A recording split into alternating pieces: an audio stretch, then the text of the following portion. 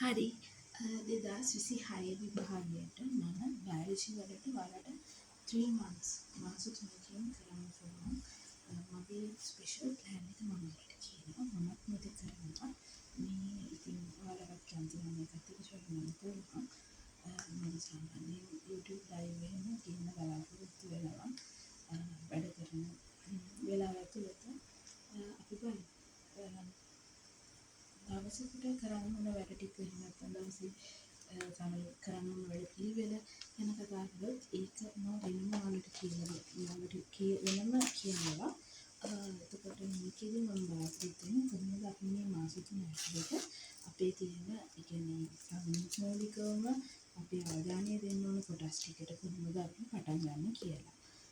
එතකොට මම ගොඩක්ම අතරම මේ අන්තිම මේ මාස තුන ඇතුළත ලොකු අවධානයක් දෙන්න බලාපොරොත්තු වෙනවා unit 5 සත්‍ය පාඩම මත අපි ගන්න unit 5 6 7 8 9 10 ඔන්න ඔය පාඩම් ටිකට මම ලොකු priority එකක් දෙන්න බලාපොරොත්තු වෙනවා මොකද මම දන්නේ මෙතන shy second shy first shy වුණත් ඔයාලට සමහරවිට මේ පාඩම් දැනට කෙරිලා නැති අය ඉන්නවා ෂයි දෙකක් කරා තාමත් කෙරිලා නැති අය ඉන්නවා ඉතින් ඒගොල්ලන්ට තමයි මම මේ විදිහට මෙන්න මේක තමයි මගේ ප්ලෑන් එක අපි ගත්තොත් අපිට මාස 3ක් තියෙනවා මම ඇත්තටම සතියට තමයි වැඩ වෙන කරන්නේ මගේ මේ යන විදිහත් එක්ක ඇත්තටම මම මේකේදී බලාපොරොත්තු වෙන්නේ නැහැ තියරි එමෙතන රිවිෂන් ක්ලාසස් යන බයොලොජි වලට බයෝ ප්ලෑන් එක තමයි මෙන්න මේක මුලින්ම අපිට දැන් අපි හිතාගන්න ඕන අපිට මාස 3ක් තියෙනවා එතකොට මේ මාස 3 ගත්තොත් වෙන කරගත්තොත් මාස 3 දෙසැම්බර් මාසේ ඊට පස්සේ ජනවාරි මාසේ ඊට පස්සේ පෙබරවාරි මාසේ අපි මාර්තු මාසේ මේ මාසෙට ගන්න නැති වෙන ප්‍රධාන හේතුව තමයි අතරම දැන් මේ ශරීරය ලියපු අය ඉන්නවා ඒගොල්ලෝ රිසර්ච් එන කලින් අපි මේ ඔයාලගේ අන්තක් ක්ලියර් කරගන්න අදුම බයොලොජියට 100ක් කොල්ලෙක් ගන්න මේ ප්ලෑන් එක ඔයාලට උපකාරී වෙයි කියලා හිතනවා මොකද මම මුල් පාඩම් ටික ගත්ත නැත්තේ ඔයාලා සාමාන්‍ය මුල් ටික අඩුම තරමේ මුල් කාලේ හින්දා ඊට ටිකක් කියවලාවක් තියෙනවා සමහර පාඩම් තියෙනවා මේවෙන් ඉස්සෙස් වෙනවා නමුත් ඔයාලට බෑ ඉතින් ඒක වළක්වන්න ඕන හින්දා තමයි මම මේ පාඩම් වලින් මේ මාස තුනෙන් ඉවරයක් කරන්න ඕනේ අපි පරිම උත්සාහ කරමු මේ පාඩම් ටික ඉවර කරගන්න හිතන තරම්ම ලේසිත් නෑ හිතන තරම්ම අමාරුත් නෙමෙයි හරි මම කතා කරන්න කොහොමද මම දැන් මේක ඔයාලට කරන්න කියලා ඒ කියන්නේ මගේ ප්ලෑන් එක මම ඔයගලන්ට කියන්නම් මේකෙදි දෙසැම්බර් මාසේ ගත්තොත් දැන් ඔයාලා දන්නවා සත්‍යයට තියෙන කොටස් ටික මම ඊවෙනින් සත්‍ය කොටස් අපිට අනු කොටස් 11ක් තියෙනවා මම සති 4 වෙන මේ විදිහට බෙදාගත්තොත් මේක දෙන්න සති 4 මේ විදිහට බෙදාගත්තොත් ඇත්තටම මම සත්‍ය කොටස් 4ක් සතියට ඉවර කරනවා කියලා හිතාගත්තා.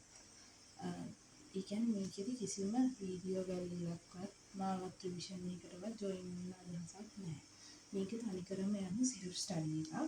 ඔයාලට කරන්න තියෙන්නේ ඔයාගාව තියෙන රිසෝස් බුක් එක ඒ රිසෝස් බුක් එක අරගෙන ඒකෙන් ඔයාලට ඒ පාඩම උදාහරණ අපි දැන් ප්‍රතිශක්තිය කියලා ප්‍රතිශක්තියෙන් එන්න පුළුවන් ඔක්කොම essay ප්‍රශ්න structured essay ප්‍රශ්න සහ past papers MCQ 2011 නම් එන්න පුළුවන් සේරම essay MCQ ඉඳන් අපි සතියකට අරගෙන ප්‍රැක්ටිස් කරනවා.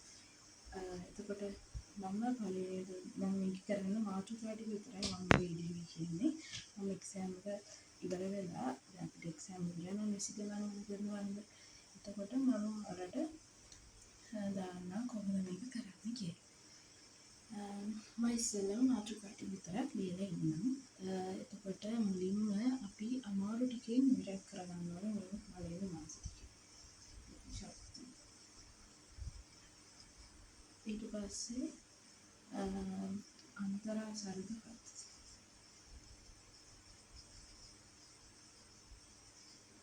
ඊට පස්සේ සංවේදී පද්ධතිය. අන්තිමට ශ්වසන පද්ධතිය.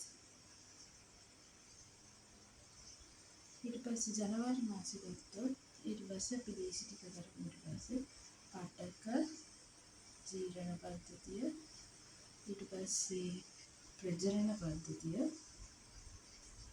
අස්ථි පද්ධතිය. මේ ඇත්තටම හරිම දේසිය. ඔයාලා මේ අස්ථියම අමාරුයි කියලා හිතන අස්ථි හරිම දේසි.